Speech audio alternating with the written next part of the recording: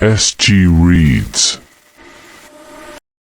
Hello fellow travelers, my name's SG and welcome to the channel. Today I'm going to go over the Bat Analog Horror, but this is more of an update since I have done the first half already, and since then there have been 3 uploads with some heavy information in it, and I just wanted to go over it as a quick update as of right now. So, if you like this content and like what I do, please leave a like, comment, subscribe down below. I will leave links to the original sources down below, so please go support the original creator, and yeah, let's get started, shall we? We start this section with the episode 7 Prisoner, which is depicting Jason Todd as our main protagonist in this video, saying that he was caught up by the Batman while he was trying to steal the tires off the Batmobile, which is relatively how every version of Jason Todd meets the Batman character, except in the animated series where it turns out it was Tim Drake in that scenario. But for the most part, it's par for par on the story of the Batman. Going further into his background of living with no parents and pretty much being on the streets, he's then caught by the Batman and is held prisoner along with several other people. We presume to call them Tim Drake, Dick Grayson being the first, Catwoman, along with some other characters that we really don't know as of yet. So right now he only mentioned both Dick Grayson and Catwoman. So he says to go on to say that they were being injected with an advanced form of venom, which as we know is Bane's chemical, to help make them stronger. But also Batman's also infusing them with fear toxin, making them confused and skittish. There are several elements here that does leave into the horror aspect of it all, but then when it got to Jason Todd's turn, which Batman realizes he was the last one despite him being one of the earlier ones overall, Batman this time around wants to talk to Jason Todd, talk about his life, his family, and everything he's been up to. And they realize that they both don't have parents in this scenario. He tells him that Alfred has long since passed, pretty shortly after his parents did, due to a heart attack of all things. And Bruce Wayne's pretty much been living alone in the manor since then, becoming this kind of hermit-like character that we see sometimes in the movies and sometimes in the books. He connects with Jason Todd in a weird way, asks him if he wants to help him in his crusade against crime, not adjusted by fear toxin or by the venom serum. Jason Todd gives a quick response, no. And that puts Batman kind of in a bad mood and releases fear toxin where Jason Todd is. But oddly enough, Jason Todd seems to notice that his, guess you could say, what's holding him there is unlocked. Suddenly he's able to move. Suddenly he finds himself still tied to a rope but finds a sharp object next to him. He's able to leave the Batcave at this point, make his way through the manor and make his way out. But before the police could show up, Batman blows up the entire Wayne Manor, leaving nothing but a smoldering hole where it should be. This is pretty much where we are in the other video names along with the Missing Peoples broadcast, which leads more to a Tim Drake thing than anything else. And it ends with the police interviewing Jason Todd and describing what he saw as the Batman. We then go on to our next video, Owl Hijack, which seems to just be a series of old school commercials done in like a 1970s, 60s style, but the broadcast is interrupted by the Court of Owls, or Talons if you will. And this is suggesting that Batman has gone missing, the owls are coming. An odd take on it, yes? But we do get a slight message at the end that says, send the Talon for the Bat's head, suggesting that the powerful and rich, or maybe anything in between, are being harassed by the Batman, releasing Talon soldiers out to collect him. We end the broadcast with that, leading us to our latest video, Crime, which shows the Joker has been on a spree of sorts.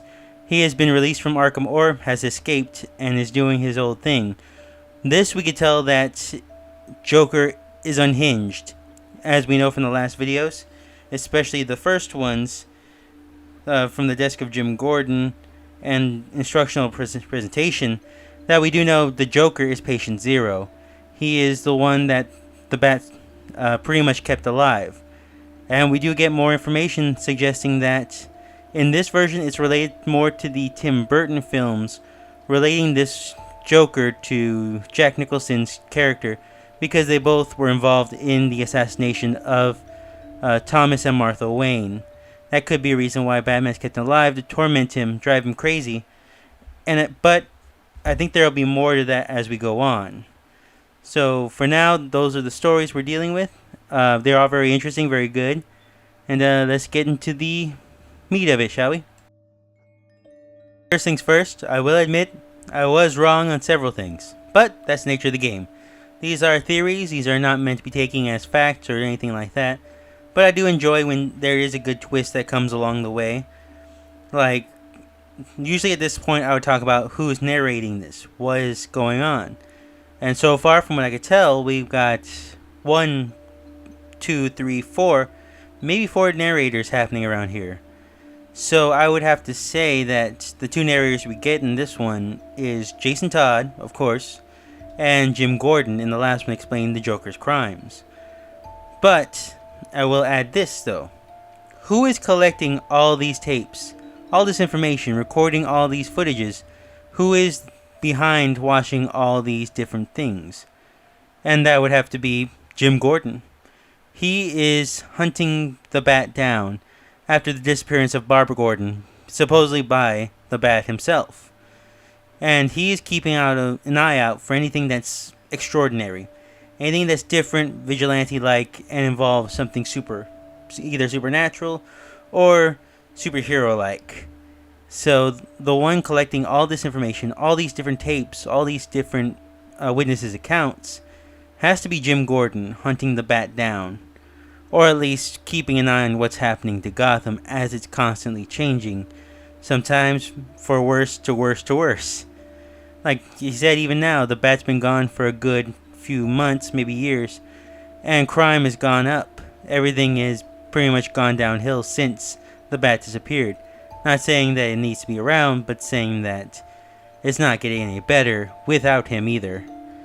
So, that's who is, I would have to say, not the narrator, but rather the collector of the information. One question I think people are wondering, why Patient Zero?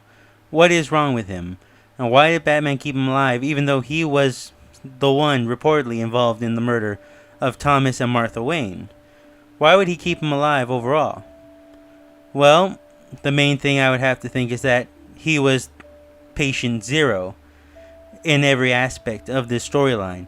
He was the one that decided to take Martha and Thomas Wayne's lives, so the Bat decided that he would be the one to test out something bigger, something that he wanted to test out. And that would be either the fear toxin venom mix, making him crazy, and keeping him alive to suffer for his consequences as the actions that he's done. We know that he was already in Arkham Asylum as is. We don't know why or how, so that tells me maybe earlier, prior to when these videos were made, that he was already infected. Batman already got him. He was already induced with fear toxin. He was already kind of out there. Maybe he was stuffed in there so that the Bat could keep an eye on him. But once the Bat went missing, he escaped. He's now out there kind of in a daze himself, looking for the Bat, either for revenge or trying to settle a score, or maybe to appease him. We don't know. But I think the one thing that is certain is that the Bat may have did something to this version of the Joker, and the Joker wound it up there either by his own accord to keep himself safe, or because the Bat wanted to keep him there. Either way, it seems like a logical leap to suggest that maybe the first one to experience the fear toxin venom combo, or maybe even just the fear toxin itself, was Patient Zero, the Joker himself. Why keep Jason Todd alive and not turn him into these bat creatures like we see? That's a question I see often in the comment section. What is the issue with that? Well, the one thing for sure is that Batman feels some sort of kinship with Jason Todd. Feels like they connect. They're both kind of broken and they both kind of understand one another. See the world as unfair as it is. And we do know that Bruce Wayne, or the Bat, has some sort of knowledge about these people. He chose them for a specific purpose. He knows what's going to happen. We don't know how or why, but he chose them for that purpose. So why Jason Todd? Maybe he was always on the fence about Jason Todd, because we all know that Jason Todd is the first one to pretty much strike back at him in every storyline involving Jason Todd. He becomes the Red Hood either way. Maybe that fear toxin itself is what's going to happen to Jason Todd. Going to turn him into something else.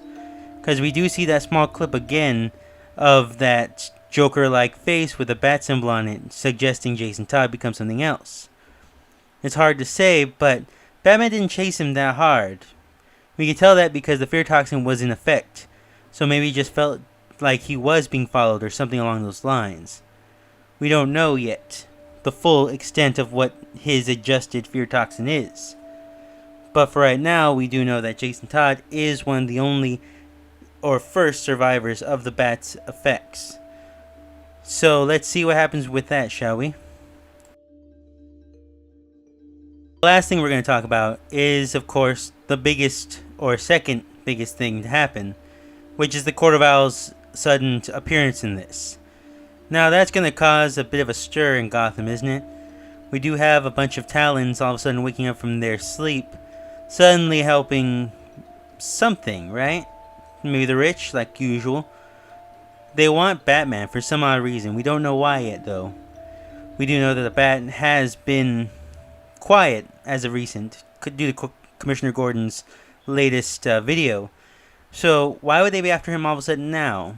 Is he secretly doing stuff behind the shadows to the stronger characters in Gotham? Maybe mob bosses, mob families, like the Falcones or something like that? Maybe. We do know that the Bat is still around due to Tim Drake's video, suggesting that he's still under the wreckage of Wayne Manor overall. But we don't know what he's been up to, why he's quiet. Or maybe he hasn't been quiet. Maybe he's just doing things in the shadow like we said. As of right now, we just have to wait and see, because they are on the hunt, looking for the Bat. So don't be shocked if we see a weird vampiric Batman fighting these Frankenstein ninja-like characters. It's going to be an interesting bit, isn't it? So, the story overall is that after the death of Bruce Wayne's parents, then came the death of Alfred, who died of a stroke shortly after. And Bruce Wayne, not being able to deal with the grief of not only his parents, but also his caregiver Alfred's death, he had to stay alone in the manor and dwell on the things that happened to him, both feeling a little bit of guilt for not being able to do anything, and dwelling on the fact that no one else did anything either to help him in this situation. So, years passed and he stayed there, stewing in his own kind of anger and anguish, turning it into something that became ugly. With the help of friends like Ted Kord, he managed to figure a way to help Gotham become a better place. But it became an obsession. It became something that morphed him to his core, turning him into a bat-like creature. He became malnourished, not being able to eat, drink, or think without it being involved in the Batman's case. Not wanting anybody else to get involved, he burns down Ted Kord's company and went back to Wayne Manor. No one's sure it was him or not, but we do have our guesses. Using what he did by collecting stuff from villains all across Gotham, such as using the fear toxin along with the venom toxin, he managed to make a perfect chemical to make one stronger. But we do know that he didn't use that just yet. He caught the man who started this whole chain of events for him, that being the Joker and or Patient Zero. We're not really sure what his name is so far, but we'll just go with Patient Zero. Now, he managed to capture Patient Zero and induce him with the fear toxin, while he dressed as this bat creature, making the bat creature something that he would fear for the rest of his life. And eventually, the Patient Zero would be released from Batman's claims, but he would be under supervision. In fact, I believe that's what that whole video about, with where he took out several villains just to reach him, just to show him that I can get you at any time. It doesn't matter where you hide or how far you hide. I'm always behind you. Making the Joker even more scared, drawing him in a horrific way, letting the people know that his skin is a pale white because of what the Bat did to him. The Bat, after this, has remembered something.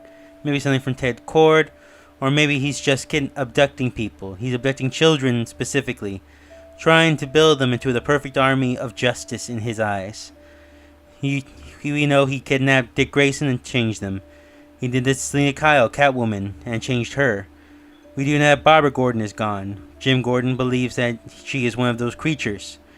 Jason Todd being one of the only ones that survived from this incident, but we don't know if he's in sound mind either way.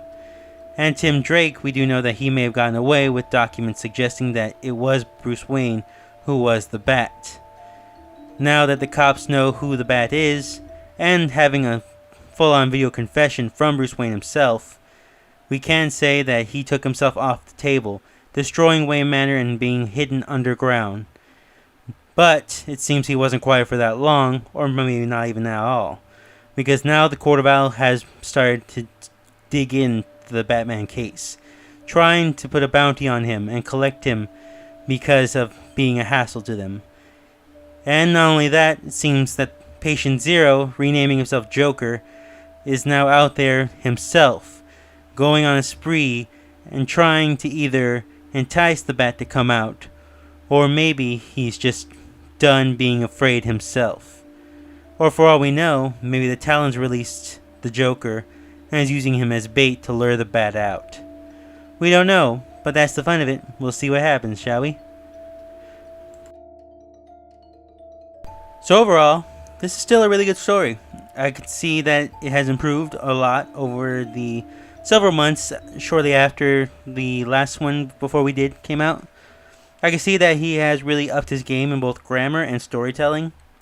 I don't really have that many nitpicks to point out in this one. I do think that a lot of improvement has been made, making this feel like something that somebody made to warn us about something. The fact that you use old school commercials does help that make this more real, if you will, to make us feel like this is a real situation happening somewhere. It is interesting, it's fun, and it does give a new version of the characters and story that we know so far, and clarifying a lot about the characters themselves, such as Jason Todd and Commissioner Jim Gordon as some of the main characters in this portion of the story, will really push it forward.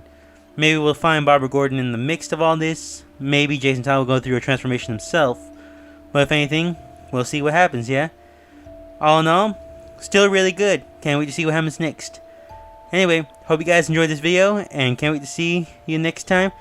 And please leave a like, comment, and subscribe down below. It would really help me out. And have a great day.